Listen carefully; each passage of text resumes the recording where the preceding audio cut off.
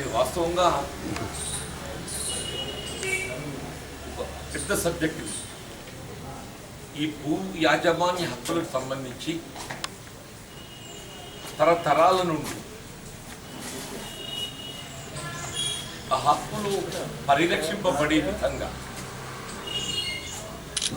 అది ఏ విధంగా సంక్రమించింది అంటే యాజమాన్యపు హక్కులు పొందటానికి అది ఏ విధంగా సంక్రమించింది,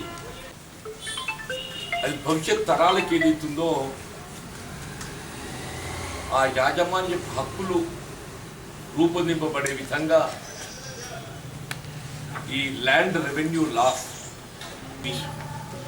ఉమ్మడి ఆంధ్రప్రదేశ్ రాష్ట్రం ఏర్పడే కంటే ముందు నైజాం పాలన నుండి కూడా ఈ రెవెన్యూ లాస్ రూపొందించుకోవటము, ఎప్పటికప్పుడు వాటి కొంత మార్పులు చేర్పులతో ఏదైతుందో సరి చేస్తూ ముందుకు పోతున్నాం. మన గతంలో ఖాసా పహానీ 54-55 ఉంటుండే. అంటే 54-55 ఖాసా పహానీ కంటే ముందు కూడా ఆ భూమి స్వభావం అది ప్రభుత్వ భూమి లేక పట్టా భూమి ఇవన్నీ కూడా తెలియజేసే విధంగా మన రెవెన్యూ రికార్డ్స్ అన్ని అందుబాటులో ఉంటాం. తదుపరి కాలంలో ఇవాళ చౌఫస్లా కానివ్వండి, టీపన్ కానివ్వండి, ఏ సంవత్సరానికి ఆ సంవత్సరం కాస్తు వివరాలను కూడా నమోదు చేయటం, ఇవన్నీ కూడా మన రెవెన్యూ చట్టాల్లో మనం గమనించమని చెప్పండి. సరే, తెలంగాణ రాష్ట్రం ఏర్పడిన తదుపరి 2017-18లో తెలంగాణ రాష్ట్ర ప్రభుత్వం ఈ రెవెన్యూ చట్టాలను సరళీకృతం చేయడం జరుగుతుంది అనేటువంటి ఒక భావనతో ఈ 2018లో ఏదైతుందో మనకు కొత్తగా పట్టేదారు పాస్బుక్ జారీ చేయడం జరిగింది. అంటే గతంలో ఉన్నటువంటి ఒక యాజమాన్య హక్కులను పరిగణలోకి తీసుకుంటూ ఈ నూతన పట్టేదారు పాస్బుక్ రూపొందించి ఈ నూతన పట్టేదారు పాస్బుక్ల తయారీలో ఏదైతుందో వీళ్ళ గతం నుండి ఉన్నటువంటి యొక్క యాజమాన్యపు హక్కులను పూర్తి స్థాయిలో పరిగణలోకి తీసుకోకుండా కొన్ని సందర్భాలలో కొనుగోలు భూములకు ఏదైతుందో అనువంశికము వారసత్వం అని చెప్పిన పేరు. ఇక్కడ కొనుగోలు అంటే ఏమవుతుంది, ఆ భూమి కొనుగోలు చేసినటువంటి యజమానికే పూర్తి హక్కులు ఉంటాయి. అది అనువంశికమైనట్టయితే వారసత్వంగా సంక్రమించిన ఆస్తి కాబట్టి హిందూ వారసత్వ చట్టానికి అనుగుణంగా మళ్ళీ హక్కుదారులను నిర్ణయం చేయడం జరుగుతుంది. ఇదో పట్టా భూములను ఏదైతుందో అసైన్ భూములుగా కొన్ని సందర్భాలలో పేర్కొనటం, ఈ అసైన్ భూములుగా పేర్కొనడంతో ఏదైతుందో ఆ భూములను ఏ విధంగా మార్పులు చేర్పులు చేస్తానికి వీలుండదు. Assign lands are not transferable. ఏ విధంగా పట్టా భూములు ఏదైతుందో ఆ భూ యజమాని పూర్తి హక్కులు కలిగి విక్రయించుకునేటువంటి అవకాశం ఉంటుందో అసైన్ ల్యాండ్స్లో ఆ హక్కులు లేవు. ఈ పట్టా భూములకు ఏదైతుందో అసైన్ ల్యాండ్స్గా కొన్ని పేర్కొనడము, ఈ విధంగా పొరపాటు దొరకడం జరిగింది. ఈ విధమైనటువంటి జరిగిన పొరపాట్లను సరిచేసే అధికారం కూడా రెవెన్యూ అధికారుల నుండి తొలగించారు.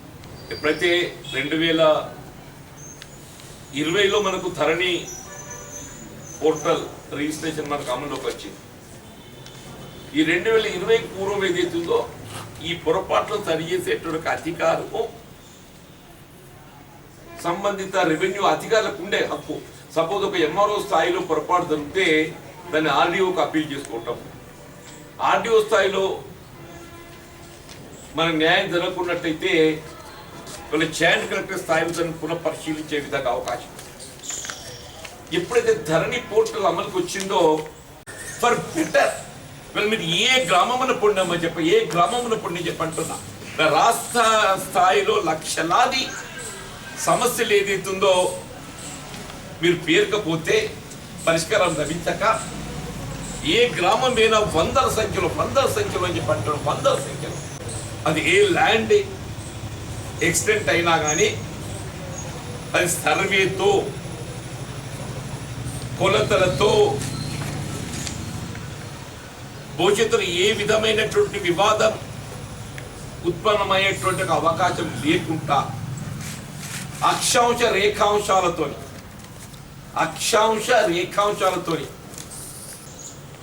అంటే లాటిట్యూడ్ లాంగిట్యూడ్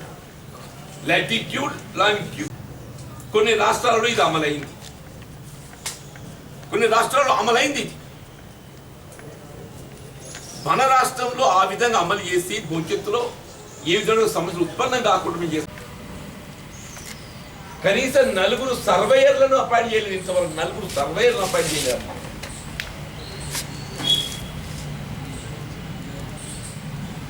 ఏ సమస్య పరిష్కారం కావాలన్నా కానీ సర్వేయర్ ఇస్ మోర్ ఇంపార్టెంట్. అసలు సర్వేయర్ అందుబాటులో లేదు.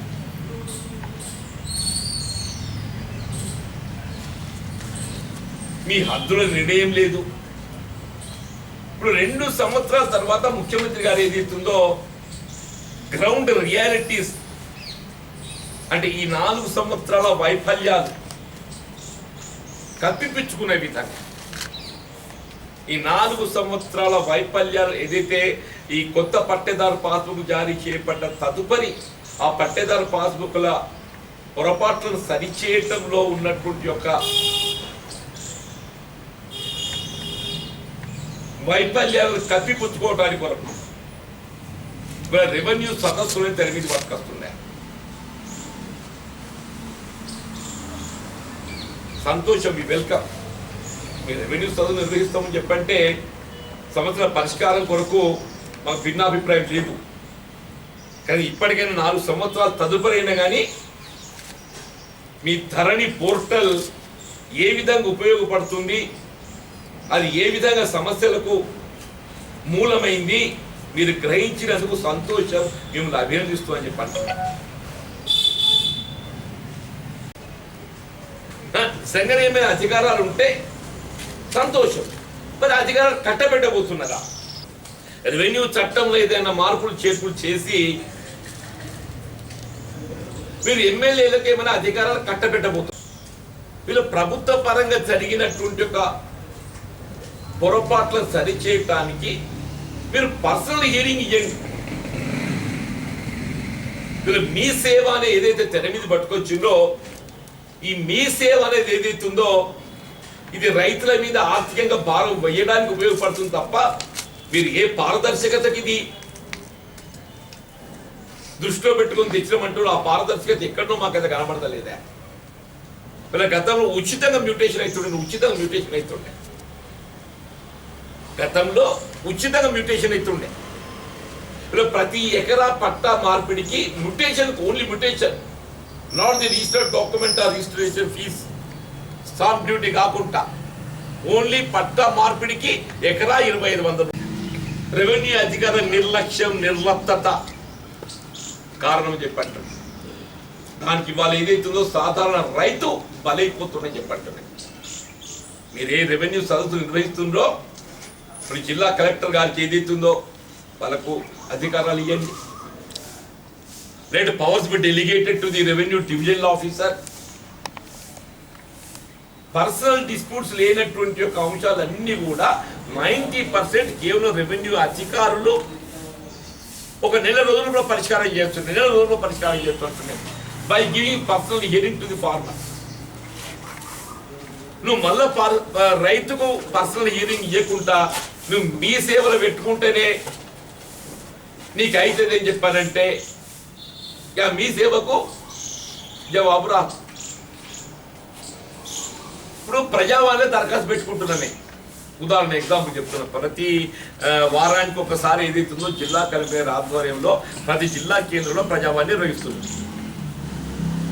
నువ్వు ప్రజావాణిపై దరఖాస్తు పెట్టుకుంటే నువ్వు మీ సేవ ప్రజావాణిపై దరఖాస్తు పెట్టుకుంటే నువ్వు మీ సేవ ఇవ్వమంటాడు. నేనేమంటున్నా, జిల్లా కలెక్టర్ గారి ఆధ్వర్యం లోపల మీరు అవసరం వస్తే రెవెన్యూ డివిజన్ అధికారికి అధికారాలు పవర్స్ డెలిగేట్ చేయండి. జరిగిన పొరపాట్లు అధిక శాతం స్థానిక మండల రెవెన్యూ అధికారుల స్థాయిలో జరిగినాయి. జరిగే పొరపాటు ఎందుకంటే కలెక్టర్ గారు దీనికి బాధ్యత వహించాల్సి వచ్చినా కానీ ఆయన కేవలం మండల రెవెన్యూ అధికారి యొక్క సూచనలకు అనుగుణంగా ప్రతిపాదనలకు అనుగుణంగానే ఆమోద ముద్ర వేసింది.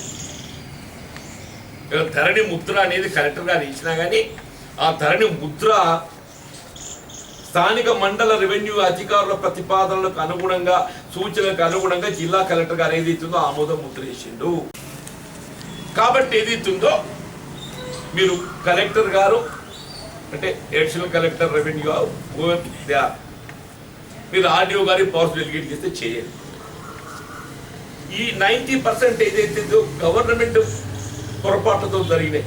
గవర్నమెంట్ అంటే వ్యక్తిగత విభేదాలు కక్షలు లేకుండా కేవలం ప్రభుత్వం సరి చేయగలిగే అవకాశాలు ఉన్నటువంటి ఈ రెస్ట్ 10% ఇరు పక్షాల మధ్య ఉంటాయి. ఇరు పక్షాల మధ్య అంటే నా భూమి మా రాజేంద్ర పేరుకి ఇచ్చింది,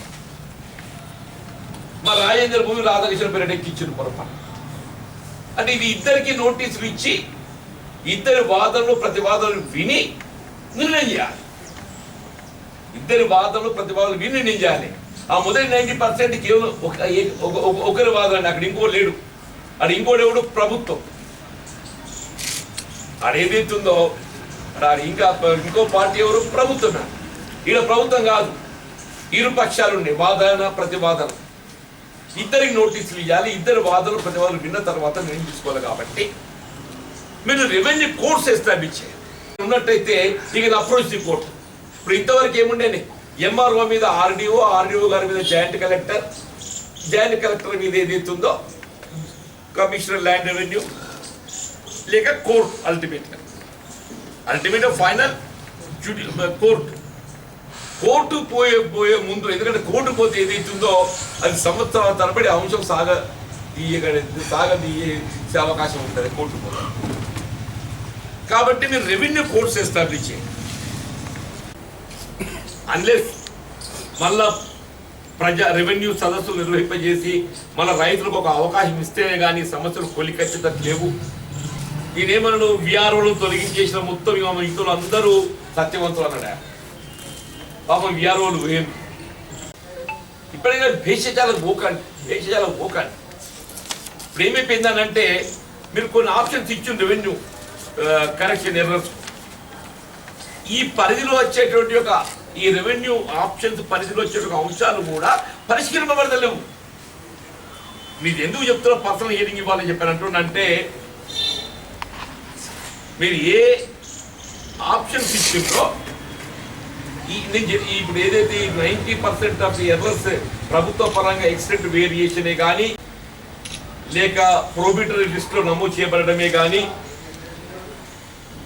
పట్టా భూములు ప్రభుత్వ భూములు పేర్కొనబడటమే కానీ ఇవన్నీ కూడా ఏదైతుందో మీరు ఆప్షన్స్ ఇచ్చారు. ఆప్షన్స్ ఇవ్వబడి కూడా మీరు పరిష్కరింపబడటం లేదు. కాబట్టి ఏదైతుందో మీరు ఏ రెవెన్యూ సంస్థతో నేను పరిష్కారం నేను చేయగలుగుతా అని చెప్పి భావిస్తుందో నేను సంతోషం వెల్కమ్ చేస్తూ దీనికి పర్సనల్ హియరింగ్ అప్పుడు మాత్రం సమస్య పరిష్కారం లభించే అవకాశం ఉంటుంది.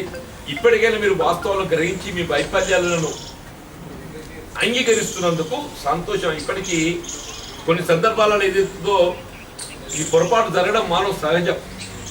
ఇదేదో ధరణి ఒక ఎక్స్పెరిమెంట్ చేసి ఆ ధరణిలో ఎక్స్పెరిమెంట్ ఏదైతుందో నిన్నటి దాకా మీరు భేషజాలకు వేయండి, ఇదేదో ఎక్కడ లేని కనుగొన అని చెప్పండి. ధరణి యొక్క లోపాల పుట్ట ఇప్పుడు బయటకు వచ్చింది. ధరణి లోపాల పుట్ట ఇలా బయటకు వచ్చింది. ఆశ్చర్య విషయం ఏంటంటే మీరు కాసారుగానా తొలగించాలంటే ఏందో నాకు తెలియదు అని మరి నాకు అర్థం కాదే. ఆ ఐఏఎస్ అధికారులు వాళ్ళు ఎట్లా దానికి ఆమోద ముద్ర వేస్తూ నాకు అర్థం కావడం లేదు. ఇలా సివిల్ ప్రొసీజర్ కోడ్ ఏదైతుందో అడ్వర్స్ పొసెషన్ అనేది ఒక చట్టం ఉన్నది. One must know it. Adverse possession మీకు అడ్వకేట్ జనరల్ ఉన్నాడు. ఎవరైనా భూ యజమానికి హక్కులకు భిన్నంగా 12 సంవత్సరాలు కంటిన్యూస్గా గట్ట కబ్జాలో అధీనంలో ఉన్నట్టయితే యాజమాన్య హక్కులు అనేవి పట్టేదారుని తొలగించబడి కాస్కారకు ఇది మరి సిపిసిని కూడా మారుస్తున్నారా? మరి మీ అడ్వకేట్ జనరల్ యొక్క ఒపీనియన్ తీసుకున్నారా? కాస్కర్ గానం తొలగించడం ఇది ఆశ్చర్యకరం ఉందని చెప్పి అంటున్నాను నేను. నువ్వు అదేంటి, నువ్వు రైతు బంధు ఎవరికి ఇస్తావు నీ ఇష్టం, కానీ కాస్కర్ గానం తొలగిస్తా అంటే ఏమన్నట్టే. ఇప్పుడు అన్నదమ్ములో పంచాయతీ ఉంటుందా? నేను పెద్దోడు, నా పేరున భూమి వచ్చింది, మేము నలుగురు అన్నదమ్ములు మంచుకున్నాం, నలుగురు 4 వాళ్ళు సాగు చేసుకుంటున్నాం, నా పేరిట పట్టా ఉంది, నా ఒక్కరి పేరిట కొనసాగుతుంది. వాడు తమ్ముడు సాగు చేసుకుంటున్నా కానీ అల్టిమేట్గా నేను ఒక్కరిని అనుభవిస్తున్నా కాబట్టి నా పేరే కొనసాగుతుంది కాబట్టి నా తమ్ములకు దీంట్లో వాటా లేదంటే గ్రామాలలో ఏంటి పరిస్థితి అని పెద్దల పేరు భూమి ఉంటే చెప్పంటాను నేను. 3 దాకా మా జగ్త్యాల ఇల్లు, మా ఊళ్ళో ఇల్లు నా పేరిట ఉండే, నీ ఇంటికి పెద్దోళ్ళు కాబట్టి నా పేరిట వచ్చింది, మా తమ్ముడు కాకుండా చెప్తా అది. ఎందుకంటే దినం దగ్గర పడ్డ కొద్దీ అన్ని కొద్దిగా వీటిని మళ్ళీ ఎట్లా ప్రజానీకాన్ని రస్తాలో పెట్టుకోవాలని చెప్పి ప్రయత్నం చేస్తారు. ఇప్పుడు ఈ 3 ఏళ్ళు ఆడింది ఆట, పాడింది పాట నడిచింది, దినం దగ్గర పడ్డది, వాస్తవంలో గ్రహిస్తున్నారు.